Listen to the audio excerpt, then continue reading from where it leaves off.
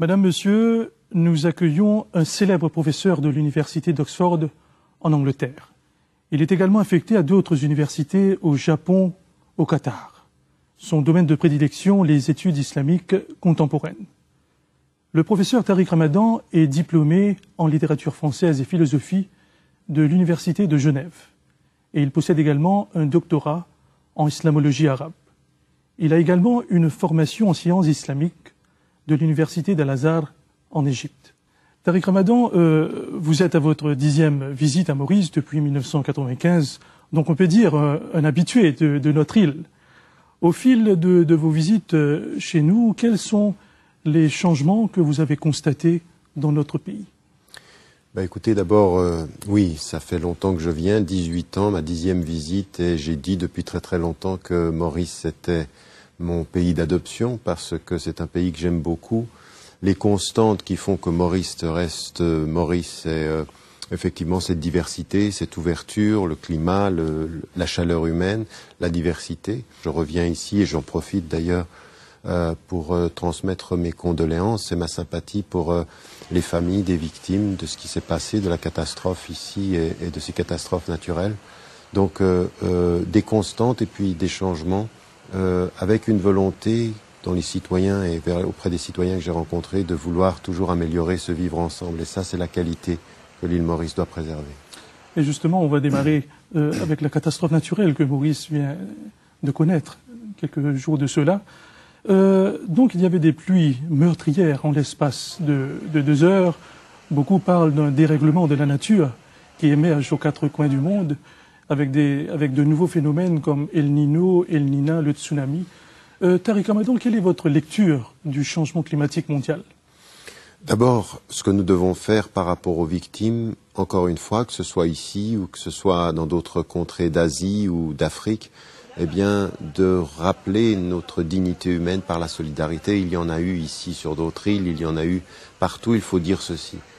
Il faut dire ceci parce que ça renvoie à notre responsabilité humaine de solidarité. Et puis ensuite, ça renvoie à notre responsabilité humaine comme sujet dans l'histoire et de nous rendre compte aujourd'hui que nos modes de vie, que ce soit dans les pays les plus industrialisés, que notre façon de négliger la nature, eh bien, est en train de provoquer aujourd'hui, à travers le monde, ces dérèglements dont vous parlez. On parle du réchauffement de la planète, mais pas seulement. On voit aujourd'hui les tsunamis qui se multiplient. On voit aujourd'hui le réchauffement climatique, mais également ces inondations un tout petit peu partout dans le sud. Et malheureusement, ce dont on s'aperçoit, c'est que ce qui est le mode de vie des plus riches, finalement, va finir par s'abattre par la colère de la nature auprès des plus pauvres, parce que ça reste encore les sociétés les plus pauvres qui payent. Et donc il faut de ce point de vue qu'une conscience humaine, que l'on comprenne que ce n'est pas une affaire nationale, que ce n'est pas l'affaire de Maurice, c'est une affaire internationale, c'est la conscience humaine aujourd'hui, toute tradition confondue, qu'on soit athée, agnostique ou religieux, tous, nous devons aujourd'hui comprendre que nous avons une responsabilité. Et ce que nous pouvons aussi attendre des gouvernements, c'est une collaboration. Cette catastrophe a engendré une solidarité nationale exemplaire, brisant toute barrière sociale, ethnique, religieuse pour venir en aide aux victimes. Maintenant, la question qui se pose, comment pérenniser cette fraternité nationale? Aujourd'hui, ce qu'il faut, c'est développer la solidarité, non pas simplement dans la catastrophe, mais la solidarité, comme vous l'avez dit, dans l'humanité. Et la solidarité dans l'humanité, c'est toujours de se rappeler d'une chose, c'est que notre dignité humaine passe avant nos appartenances singulières, que ce qui fait la dignité de l'être humain, femme ou homme à Maurice, c'est qu'il est une femme ou un homme et qu'ensemble ils doivent vivre au-delà de leurs appartenances. Si on commençait par cela, on aurait une solidarité, non pas face à la catastrophe, mais une solidarité dans la construction de l'avenir de l'île de Maurice. Et ça demande à chacun d'entre ceux qui nous regardent ce soir de comprendre que elle ou il est directement responsable de changer cela. Parce qu'on peut être assis en se disant que nous avons une très belle discussion, tout ceci c'est très beau, puis on éteint la télévision et on devient égoïste après le programme comme on l'a été juste avant. La solidarité, c'est un acte d'un sujet, d'une femme et d'un homme qui décide de le montrer tous les jours de sa vie. Et maintenant, Tariq Ramadan, on va rester dans la région. Juste avant de venir à Maurice, vous étiez à l'île de la Réunion. Qu'est-ce que vous retenez de ce passage dans notre île sœur? C'est votre île sœur et elle est très différente à la fois. C'est vrai que c'est une île française et qu'elle est très très liée à la métropole, mais il y a des dynamiques qui sont tout à fait intéressantes. J'ai pu rencontrer le maire comme je rencontre des politiques en France ou ailleurs en Europe, et il m'a dit une chose que je n'oublierai pas, parce que je n'étais pas tout à fait au courant de cela. Je me renseigne sur les destin des hommes, mais quand il m'a dit que dans cet océan que vous partagez tous, eh bien, c'est le plus grand cimetière marin entre Anjouan où des femmes et des hommes vivent dans la pauvreté. Ils essayent de se sauver en allant à Mayotte, et même il en est qui viennent jusqu'à l'île Maurice. C'est une responsabilité. On parle de solidarité, mais on parle aussi de dignité. On parle Donc aussi... ça se passe dans les environs de l'île d'Anjouan? Voilà, c'est-à-dire tous les jours, il y a des bateaux qui tombent, et ceux qui prennent le bateau le jour d'après, ils cherchent du travail, ils cherchent la survie. Et maintenant, Tariq Ramadan, passons à la situation dans le monde. On fait face actuellement à une situation assez paradoxale au Moyen-Orient et en Afrique du Nord, des endroits qui vous passionnent. Il y a la chute des dictateurs, comme en Irak, en Libye, en Tunisie et aussi en Égypte, un pays que vous tenez à cœur. Mais ce qu'on voit, c'est que ces pays peinent à se stabiliser durablement. Pour vous, qu'est-ce qui bloque leur épanouissement malgré un régime démocratique qui est en place? Écoutez, moi, mon dernier livre parle de ce sujet. J'ai écrit un livre qui s'appelle L'Islam et le réveil arabe pour essayer de comprendre ce qui est en train de se passer. Et donc, comme vous l'avez dit, de l'Irak qui fut le premier pays et dont George Bush nous disait au moment où ils étaient entrés sur un mensonge, en fait, il nous disait que c'était le début du processus de démocratisation dans la région. Eh bien, nous avons vu tous les pays que vous avez cités, en commençant par la Tunisie, l'Égypte. Avec le printemps arabe. Exactement, et ce qu'on a appelé le printemps arabe. Moi, dès tout de suite, j'étais très prudent. Je ne parle pas de printemps arabe et je ne parle pas encore de révolution. Je parle de soulèvement et de situation transitoire. Notre problème aujourd'hui, c'est ce qui se passe dans la région. Il faut l'analyser, non pas simplement en termes politiques, mais en termes géostratégiques et économiques. On est en phase de transition. 2 ans pour des processus de changement, ça n'est rien, donc il faudra plus de temps. Mais il ne faut pas lire simplement les transformations de l'État, la chute des dictatures. Ça, c'est déjà une très bonne chose, que les dictateurs soient tombés, que nous soyons dans une véritable révolution intellectuelle, des populations qui savent aujourd'hui qu'elles peuvent dire non au dictateur et le faire tomber en lui disant dégage en Tunisie ou en lui disant en arabe que le peuple veut la fin de ce régime. Tout ça, c'est important. Toujours, Tariq Ramadan, la stabilité peine à venir. Et c'est exactement, c'est-à-dire qu'aujourd'hui, l'instabilité, la démocratisation et la démocratie, elle ne se fait pas sans stabilité économique. Or, tous ces pays sont des pays à l'économie assistée. Et c'est peut-être ceci qu'il faut aujourd'hui regarder de plus près, que le processus de démocratie politique ne sera réel que si l'on regarde ce qui se passe au niveau économique. Or, tous ces pays sont assistés avec des nouveaux acteurs dans la région. Et il y a une compétition entre les États-Unis et l'Europe, les anciens acteurs, la Chine, la Russie, l'Inde, l'Afrique du Sud, la Turquie, l'Indonésie, qui sont aujourd'hui, et la Malaisie, qui sont de nouveaux acteurs. Donc aujourd'hui, on est dans une situation difficile. Il faut célébrer la fin des dictatures, être prudent dans les processus de démocratisation et ne pas oublier les facteurs économiques comme processus de stabilité. Et là, Tariq Ramadan, il y a aussi la situation en Syrie qui détériore de jour en jour. Plus de 60 000 personnes ont été tuées en 2 ans. En 2 ans depuis le début du conflit à la mi-mars 2011. Pourquoi tout ce temps, Tariq Ramadan, avant que la communauté internationale intervienne en Syrie? Vous voyez, quand il s'est agi d'aller prendre et protéger les ressources pétrolières en Libye, la décision a été prise en 2 semaines. Parce que la Libye a la richesse. C'est pas parce qu'on aimait bien les Libyens, c'est parce qu'on aimait bien leur pétrole. Donc on est intervenu. Et quand il s'est agi de la Syrie, eh bien, rien ne bouge. Et rien ne bouge, 170 personnes meurent par jour dans ce drame. Et vous avez cité plus de 60 000 morts avec plus d'1 million de réfugiés. La situation est catastrophique. Et je vais vous dire, je suis devenu cynique par rapport à cette situation. J'ai cette fâcheuse impression qu'il y a un accord entre les États-Unis et l'Europe, la Chine et la Russie d'un côté, pour ne pas être d'accord. Parce qu'une Syrie faible, c'est géostratégiquement toute la région qui est faible. Ça veut dire ce qu'on appelle au département d'État américain un conflit de basse intensité. Il ne va pas déborder, il permet d'envoyer des armes, de déstabiliser une région. Et cette région déstabilisée, on arrive aujourd'hui à une énorme division, excusez-moi, qui est aujourd'hui la réalité dans cette région du monde entre les chiites et les sunnites, entre des alliés qui s'opposent, et c'est la fragilisation de toute la région.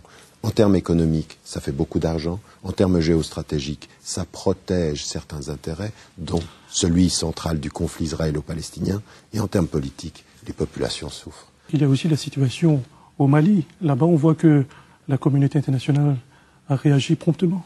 Oui, alors, encore une fois, vous savez, j'y étais il y a 5 ans, puis j'y étais encore il y a 3 ans, où j'avais eu l'occasion de rencontrer le président ATT, comme on l'appelle, et avant qu'il ne démissionne, et il me disait lui-même combien il ne comprenait pas la stratégie et internationale et française dans la région, et même où des personnes que j'ai rencontrées de l'armée me disaient on ne comprend pas, tout est fait pour radicaliser les gens.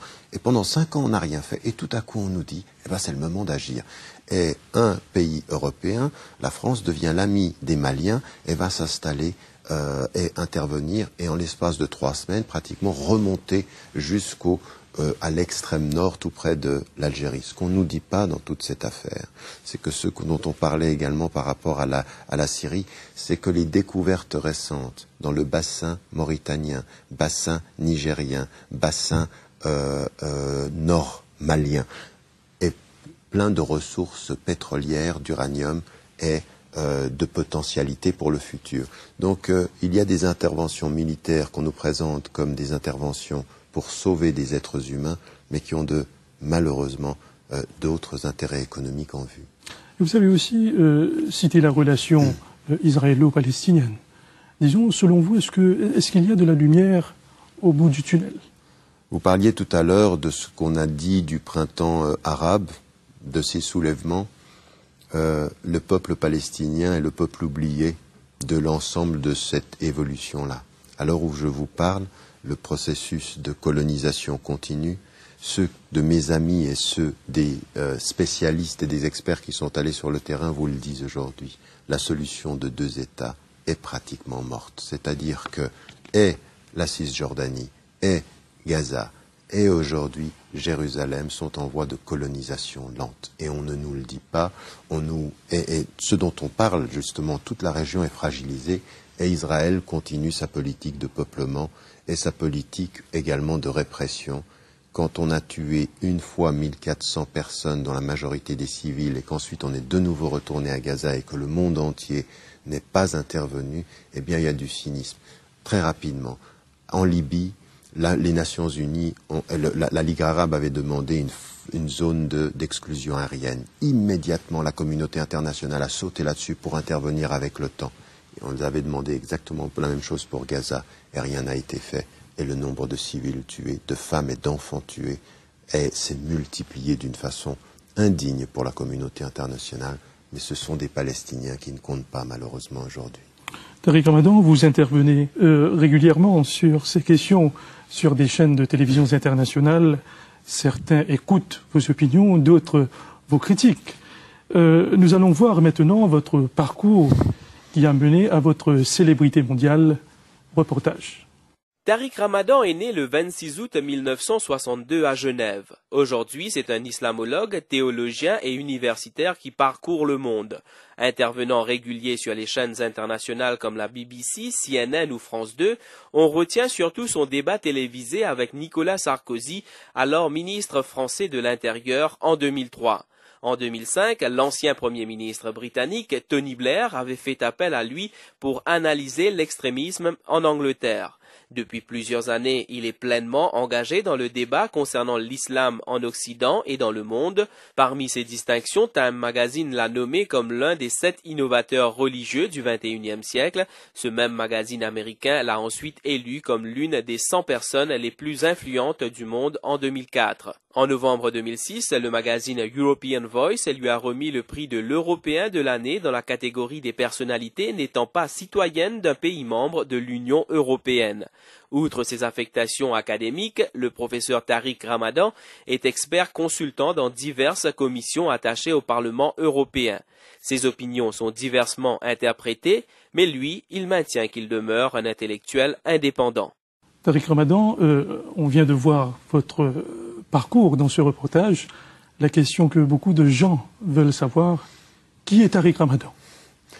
Écoutez, en fait, c'est pas très important ce que je suis plutôt que le message que je porte, mais c'est vrai que, si vous voulez, moi je suis un intellectuel et en même temps je suis quelqu'un qui agit sur le plan social. J'ai commencé ma vie dans la solidarité, dans le travail en Amérique du Sud, en Afrique et en Inde. J'ai passé du temps avec les autres traditions, des théologiens de la libération, Dalai Lama, et j'ai approfondi mon enracinement dans la tradition musulmane. Vous le rappeliez au départ, avec une formation avec des savants d'Al-Azhar dans cette discipline. Donc, je viens d'un horizon qui est la tradition musulmane et je me suis ouvert au monde. Et ce que je veux aujourd'hui, c'est rester fidèle à ma tradition tout en relevant les défis de mon époque, mais pas tout seul, pas les musulmans contre tous les autres. Les musulmans avec les chrétiens, avec les hindous, avec les bouddhistes, avec les athées et avec les agnostiques, parce que nous avons aujourd'hui des défis communs. Donc un souci de fidélité à ce que je crois et un souci d'ouverture à ceux qui viennent d'autres horizons. Et vous agissez en toute indépendance ou vous êtes attaché à une association quelconque? Non, mais justement, ça a été une chose qui m'a beaucoup exposé, c'est-à-dire qu'à partir d'un certain moment, j'ai décidé d'être autonome intellectuellement, indépendant, financièrement et politiquement. Ce qui fait que j'ai critiqué des deux côtés de, si vous voulez, du paysage politique et du paysage même culturel et des civilisations, c'est-à-dire que j'ai été interdit pendant un certain nombre d'années des États-Unis, d'un certain nombre même de France à un moment donné pendant 10 mois, parce que je mettais en évidence que l'intervention en Irak était une erreur, parce que je critiquais le soutien unilatéral à Israël dans le déni des Palestiniens, et que ça, on ne voulait pas l'entendre. Et maintenant, vous pouvez circuler librement dans ces pays? Maintenant, je circule librement dans ces pays. Au contraire, je suis même demandé dans les hautes instances comme quelqu'un qui est un observateur et à qui on demande une opinion. Et d'un autre côté, j'ai été interdit de 6 pays majoritairement musulmans parce que je faisais la critique en Égypte, en Libye, en Syrie, en Algérie. Ce sont des pays que j'ai critiqués jusqu'à l'Arabie Saoudite où j'ai dit que ce qui était l'hypocrisie fondamentale du gouvernement, et certains pays ont été libérés maintenant, mais ma position elle est celle-ci, elle est importante. Votre question c'est, est-ce que je parle de l'indépendance ou est-ce que je parle pour des intérêts particuliers? Si c'était pour des intérêts particuliers, eh ben, je serais d'un côté ou de l'autre. Non, j'ai décidé d'une voie qui est une voie d'autonomie, une voie critique, une voie qui est exigeante parce qu'il faut s'exposer, parce qu'on en paye le prix, parce qu'à un moment donné on vous dit dans ce pays-là vous ne rentrerez pas, comme ça a été le cas sous l'administration Bush. Et l'administration Obama a levé cette interdiction-là. Donc je me promène à peu près partout dans le monde, mais mon souci, où que je sois, moi je suis à Oxford aujourd'hui, c'est de critiquer le gouvernement britannique librement. Je travaille aussi au Qatar, je critique le gouvernement du Qatar librement. Cette liberté est une condition d'une santé intellectuelle préservée. Vous vivez en Europe, là où il y a plusieurs économies qui s'écroulent. On voit la Grèce, Chypre, l'Espagne, l'Irlande, le Portugal. En tant qu'Européen, comment est-ce que vous vivez la crise financière en Europe? Écoutez, elle est très difficile, elle est très dure, et elle révèle plein de choses. C'est-à-dire qu'aujourd'hui, dans les pays que vous avez cités, que ce soit en Grèce ou en Espagne ou en Italie, Portugal également, on a vu des gouvernements qui étaient élus tomber et être remplacés par des technocrates. Ce qui veut dire en fait que des situations économiques dangereuses remettent en cause nos droits politiques démocratiques, parce que en général, dans l'ordre de l'économie, il n'y a pas de démocratie. Ce sont des multinationales, des grandes corporations et des technocrates qui viennent et qui ne sont absolument pas dans l'ordre de la démocratie. Les crises nous fragilisent en termes de protection financière et nous vulnérabilisent en termes de droits politiques et en termes de droits citoyens. C'est très très très grave ce qui se passe aujourd'hui à l'ordre de l'Europe, mais on a parlé de l'Europe, mais on aurait pu parler également de la crise qui avait commencé aux États-Unis et qui a mis à la porte tellement de citoyens où ils ont perdu leur argent et leur demeure. Selon la Banque mondiale, il y a 2,5 milliards de personnes dans le monde qui vivent avec moins de 2 dollars par jour. 2 dollars signifie moins de 60 roupies mauriciennes par jour. Pourquoi autant de pauvres dans le monde? Alors vous savez, l'une des réponses des riches un temps à la conférence sur les populations au Caire, c'était de dire aux pauvres, faites moins d'enfants. Mais la réponse des pays du pauvre, c'était de dire aux riches, distribuez davantage.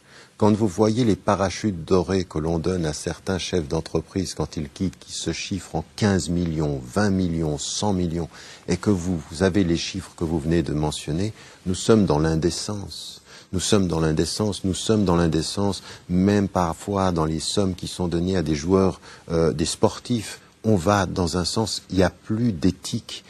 Et ce manque d'éthique dans l'économie, ce manque d'éthique dans la distribution, nous sommes deux et nous parlons de solidarité et des êtres humains regardent la télévision qui sont d'une richesse mais incroyable, qui pourraient nous regarder en disant mais c'est très bien, mais ils aiment le discours de solidarité et partagent peu. Aujourd'hui, nous devons tous apprendre à être solidaires. Il faut aussi qu'on se pose la question de savoir ce que l'on consomme. Des fois, on porte des vêtements, des fois, on consomme des choses. On ne se pose même pas la question de savoir quel est l'esclave qui l'a produit. Et quand c'est l'esclavage qui produit nos beaux vêtements, il faut peut-être reconsidérer notre consommation. Ça, c'est aussi un acte citoyen, un acte de dignité humaine. La société souffre d'une perte de valeurs, des valeurs comme le respect, l'amour, le partage disparaissent, Tariq Ramadan. Selon vous, comment restaurer cet effritement de valeurs? Les valeurs se perdent et il faut réinstaurer cela dans différentes sphères. C'est dans les familles.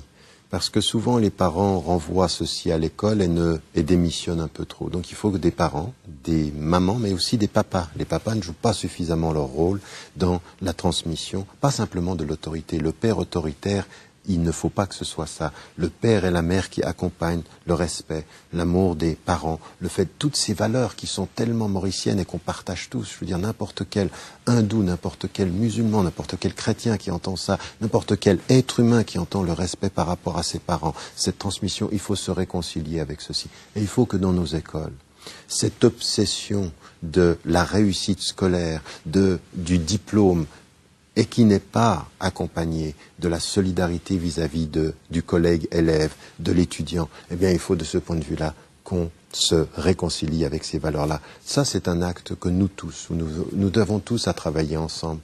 Vous savez, on a un mot en arabe qui dit le djihad, et dans la scène internationale, le djihad, c'est considéré comme la guerre ou la guerre sainte. Non, c'est l'effort. On devrait avoir un djihad pour le respect, un effort déterminé pour enseigner le respect et vivre avec. Dernier volet de l'émission, Tariq Ramadan, c'est l'islam. Un récent sondage du journal Le Figaro révèle qu'une majorité de Français trouvent que l'islam constitue une menace pour l'identité de la France. Nous pouvons transposer cette conclusion sur d'autres pays occidentaux. Tariq Ramadan, pourquoi cette peur de l'islam ? Écoutez, d'abord il y a un phénomène qui est une peur générale sur les identités, la globalisation. Les gens ne savent plus très bien quelle est leur identité et il se trouve que l'islam et les musulmans, c'est un phénomène transnational. C'est-à-dire il y a une présence partout, forte présence maintenant aux États-Unis, forte présence en Europe. Et donc, qui sont-ils et qui sont ces gens-là? Et la perception est négative. Et c'est vrai que la perception est négative. Maintenant, des questions telles qu'elles sont posées parfois par les journaux ou par les magazines tendent à entretenir, parce qu'on pose des questions, on pousse les gens à penser le musulman comme différent. Donc la perception, elle est négative, les musulmanes et les musulmans doivent en prendre acte, et plutôt que de se positionner comme des victimes de la perception négative, ils doivent se prendre en main. Les Mauriciens de confession musulmane, les Européens de confession musulmane, les Américains de confession musulmane, nous tous, ensemble, nous avons un travail à faire, expliquer quelles sont les valeurs qui sont les nôtres, qu'on dit dans la dignité, l'égalité, les femmes et les hommes, le fait de servir les populations, la justice. Nous devons être beaucoup plus présents, une visibilité qui est une visibilité non pas de la différence mais de la distinction éthique, du service, parce que le meilleur d'entre vous est le plus utile aux hommes, c'est ce que nous dit le prophète de l'islam, paix et bénédiction de Dieu sur lui. Il nous dit ceci, le meilleur d'entre vous est le plus utile. Eh bien, soyons présents, soyons utiles, contribuons, et ça changera à transformer les perceptions. Et justement, l'impression qui dégage, c'est que l'islam est une religion qui est mal comprise. Comment est-ce que vous présentez l'islam en Europe? Justement, d'abord, c'est en présentant les fondamentaux, c'est-à-dire pas tout le temps perdre son temps à répondre aux critiques, parce qu'on finit par passer son temps à dire ce que l'islam n'est pas. Non, l'islam n'est pas terroriste, non, l'islam n'est pas... Non, l'islam, qu'est-ce que c'est? C'est la dignité, c'est se libérer de son ego, c'est maîtriser ses pulsions, c'est donner aux êtres humains, c'est s'occuper des pauvres. dans la prière et la spiritualité, c'est éduquer son cœur, maîtriser ses émotions, maîtriser sa colère. Toutes ces valeurs que l'on partage avec d'autres et dans la tradition musulmane sont profondément ancrées. Tout ce dont on a parlé tout à l'heure, vous n'allez pas vers Dieu, vous n'allez pas vers le sens de votre vie si vous manquez de respect à vos parents. Vous n'êtes pas dans le cheminement de Dieu si vous ne savez pas regarder le pauvre. Vous n'êtes pas dans la lumière de Dieu si vous ne respectez pas la nature. C'est cela que les musulmans, c'est de cela dont je parle. C'est pour ça que je pense qu'il faut que nous revenions aux choses essentielles et que nous disions que nous sommes des agents de paix, non pas des agents de guerre. Et justement, Tariq Ramadan, j'ai noté sur votre site internet que vous avez fait le constat suivant. La conscience islamique contemporaine traverse une crise profonde. Donc la question qui se pose, c'est comment être musulman aujourd'hui, comment être fidèle à ses principes tout en restant ouvert sur le monde. Tout à fait. Et je pense que, au travers des questions que vous posez, c'est bien ceci. On a le choix de répondre à la perception et d'être toujours sur la défensive et de se justifier, ou alors d'être présent, d'être serein, d'être confiant, de porter ses valeurs et de servir. Aujourd'hui, ce que je peux attendre, mais c'est ce que le message de l'islam dit à toutes les femmes et à tous les hommes. Soyez sereines, soyez sereins, portez votre message avec la dignité de ceux qui savent où ils vont et de ceux qui savent à quoi ils servent. Et soyez dans la société des acteurs qui ne confondent pas, parce que c'est un des éléments que je dis sur l'article que vous citez, qui est sur mon site, c'est ne prenez pas les moyens pour les fins. Les finalités sont des finalités de justice, de dignité, et soyez des personnes qui servez dans votre communauté humaine, les femmes comme les hommes, les musulmans comme les personnes d'autres traditions religieuses ou sans tradition. Et justement, il y a une question qui fait l'actualité, c'est le rôle de la femme en islam, Tariq Ramadan. Donc dans une société islamique, est-ce que la femme est rétrogradée au second plan par rapport au sexe masculin à l'heure où on parle de plus en plus de l'égalité des genres? Écoutez, ça c'est une vraie question, parce que l'islam n'a pas de problème avec les hommes. Et malheureusement, certains hommes musulmans ont des problèmes. L'islam n'a pas de problème avec les femmes, mais certains hommes musulmans ont des problèmes avec les femmes et il faut qu'on rectifie ceci. En fait, dans la tradition musulmane, vous savez, moi j'ai une fille qui s'est engagée dans tout ce qui est le combat pour les femmes, la compréhension de cette lutte pour les droits des femmes, et je l'ai soutenue pour ça et je suis fier de ceci, de ma fille Mariam qui pousse dans ce sens-là. Parce que qu'est-ce qu'elle veut et qu'est-ce qui est le combat de toute une vie? C'est de dire que dans l'islam, la femme est un être autonome, que la femme, elle a droit à sa spiritualité, à son éducation, que la femme, elle doit pouvoir avoir droit et accès au lieu de prière, qu'elle doit être un être autonome qui doit être respecté dans la société et qu'il faut qu'on le dise aujourd'hui, même en Occident, une femme qui a les mêmes compétences qu'un homme doit avoir le même salaire. Il n'est pas juste que dans l'île Maurice, une femme qui a les mêmes compétences puisse parfois avoir un salaire qui est de 30% moins que celui d'un homme dans certains secteurs. Mais comment peut-on justifier ceci? Vous voyez, vous avez la parole d'un intellectuel musulman, de quelqu'un qui a étudié les sciences islamiques, qu'on considère comme un savant et qui vous dit non. Nous ne pouvons pas admettre ce qui parfois se fait au nom de l'islam et nous devons travailler à réformer ceci. Et ceux qui perçoivent que la femme est diminuée aujourd'hui chez les musulmans, parfois ils doivent comprendre que c'est plus culturel qu'islamique et c'est aux femmes musulmanes et aux hommes musulmans de faire leur travail pour la dignité de leur religion, pour la dignité de son message, des hommes et des femmes qui travaillent ensemble, non pas les uns contre les autres, mais ensemble, à faire que nos sociétés soient plus respectueuses des femmes, des hommes et des enfants, et également des personnes qui ne sont pas de notre communauté. Ça, c'est un combat d'une vie, c'est un combat difficile, c'est pas facile, même à l'île Maurice, parce qu'aujourd'hui, on a des lieux de prière, on a des espaces où les hommes prennent l'ensemble de l'espace et oublient les femmes. Inch'Allah, comme nous disons, avec l'aide de Dieu, les choses changeront, mais il faut que nous soyons déterminés à réformer cela. Tariq Ramadan, vous avez écrit de nombreux ouvrages. Vous m'avez surpris dans les coulisses, une trentaine d'ouvrages à ce jour. Quel prochain livre nous réserve Tariq Ramadan? Écoutez, j'ai un petit livre qui est un livre sur l'introduction à l'éthique musulmane, qui est ce sur quoi je suis concentré maintenant. un autre livre sur notre Occident, c'est-à-dire réécrire the narrative, comme on dit en anglais, c'est-à-dire le récit commun.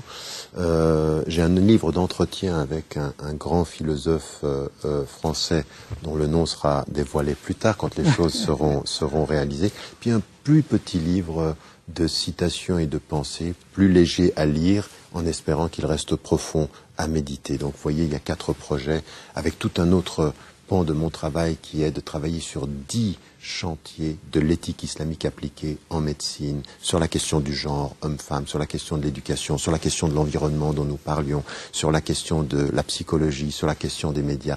Tout ce travail-là que j'ai avec mon centre sur la législation islamique et l'éthique avec les plus grands savants musulmans du monde et les plus grands spécialistes de ces différentes matières. Donc ça m'occupe beaucoup. C'est, j'espère, avant de mourir, la part de contribution que je pourrais apporter à la réflexion commune, à l'intérieur avec les musulmans et à l'extérieur avec toutes les femmes et tous les hommes de bonne volonté et qui veulent que les hommes restent des hommes dignes. Et pour terminer l'émission, quel est le mot de la fin de Tariq Ramadan? Ben écoutez, j'ai envie de dire en venant ici à Maurice, on m'a rappelé quand je venais il y a 18 ans que je répétais souvent le mot « soyez serein ». Et ce que j'aimerais dire, c'est que les difficultés que nous traversons, les défis de l'avenir, sont extrêmement difficiles.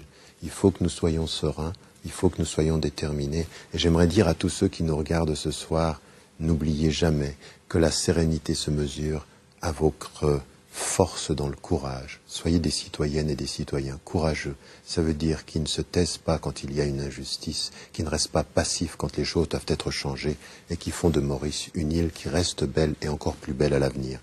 L'île Maurice ne restera pas belle sans le courage des Mauriciennes et des Mauriciens. Professeur Tariq Ramadan de l'Université d'Oxford, je vous remercie de votre présence sur ce plateau de l'MBC. Merci infiniment de votre invitation.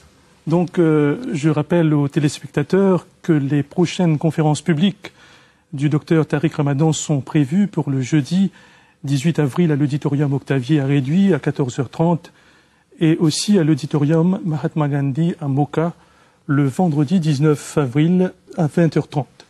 Sur ce rappel, notre émission prend fin ici. Merci de votre attention. Au revoir.